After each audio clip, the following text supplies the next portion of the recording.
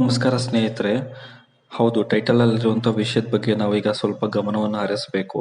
So ನಾವು ಆನ್ಲೈನಲ್ಲಿ ತುಂಬಾ ಪ್ರಾಡಕ್ಟ್ಸ್ ಪರ್ಚೇಸ್ ಮಾಡ್ತೀವಿ. ಅದರಲ್ಲಿ ಮೆಜಾರಿಟಿ ಬಂದ್ಬಿಟ್ಟು ಎಲೆಕ್ಟ್ರಾನಿಕ್ಸ್ ಪ್ರಾಡಕ್ಟ್ಸು ಅಥವಾ ಮೊಬೈಲ್ಸು. ಸೊ ಮುಂದಿನ ದಿನಗಳಲ್ಲಿ big billion sale, great Indian festival sale ಅಂತ ಬರುತ್ತೆ. ಸೊ ಆ ಟೈಮಲ್ಲಿ ಪರ್ಚೇಸ್ ಮಾಡ್ಬೇಕಾದ್ರೆ ಈ ಒಂದು ಪಾಯಿಂಟು ಡೆಫಿನೆಟ್ಲಿ ನಾವು ನೋಡಲೇಬೇಕು. ಸೊ ಯಾಕೆ ಅಂತಂದರೆ, ಮೊದಲು ಈ ಥರ ಪರ್ಚೇಸ್ ಮಾಡಿದ್ರೆ ನಮಗೆ 7 ಡೇಸ್ ರೀಪ್ಲೇಸ್ಮೆಂಟು ಅಥವಾ 14 day replacement, 14 day return policy ಆ ಥರ ಚೇಂಜಸ್ ಕಾಣ್ತಾ ಇತ್ತು ಸೈಟಲ್ಲಿ. ಸೊ ಇವಾಗ ಏನಾಗಿದೆ ಅಂತಂದರೆ, ಇದಕ್ಕೆ ಸ್ವಲ್ಪ ಬದಲಾವಣೆ ಮಾಡಿದ್ದಾರೆ. ಅಂದರೆ ಇನ್ಮೇಲೆ ಏನಾದರೂ ನಾವು ಪ್ರಾಡಕ್ಟ್ ಪರ್ಚೇಸ್ ಮಾಡಿದ್ರೆ ಅದು ನಾವು ಇಷ್ಟ ಆಗಲಿಲ್ಲ ಅಂತಂದರೆ ಅಥವಾ ಡಿಫೆಕ್ಟ್ ಇತ್ತು ಅಂತಂದರೆ ನಾವು ರಿಟರ್ನ್ ಅಥವಾ ರಿಪ್ಲೇಸ್ಮೆಂಟ್ ಮಾಡೋಕ್ಕಾಗಲ್ಲ.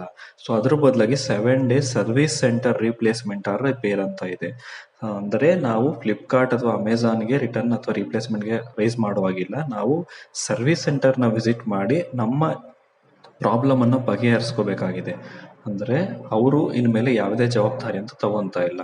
ಸೊ ಈ ಒಂದು ವಿಷಯನ ನೀವು ನೆಕ್ಸ್ಟ್ ಟೈಮ್ ಪರ್ಚೇಸ್ ಮಾಡ್ಬೇಕಾದ್ರೆ ಗಮನದಲ್ಲಿ ಇಟ್ಕೊಂಡು ಪರ್ಚೇಸ್ ಮಾಡಿ. ಯಾಕಂದರೆ ಪ್ರೈಸ್ ತುಂಬಾ ಜಾಸ್ತಿ ಇದೆ.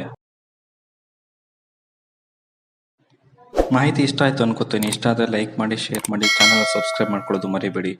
Thanks for watching.